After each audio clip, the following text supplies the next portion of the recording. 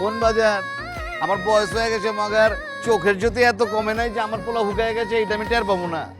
অসুবিধা নাই গা, এই ছুটিতে আমি তোর 10 কেজি ওজন বাড়ায় দেবো। হ্যাঁ, তুই সারাদিন খালি খাবি আর ডন বৈঠক দিবি।